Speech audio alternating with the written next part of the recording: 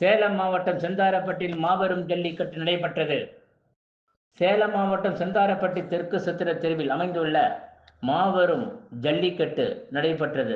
தம்மம்பட்டி, கெங்கவெள்ளி, கொண்டைமெல்லி, நாகிம்பட்டி ஏராளமான ஊரிலிருந்து காளைகள் வரவழைக்கப்பட்டு பகல் 12 மணிக்கு துவக்கப்பட்டது.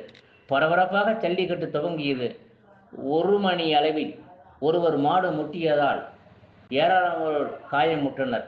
இறுதியில் ஜல்லிக்கட்டு நிறுத்தப்பட்டது என்பது குறிப்பிடத்தக்கவை. மக்கள் குரல் ஆசிரியர் எமது செய்தியாளர்.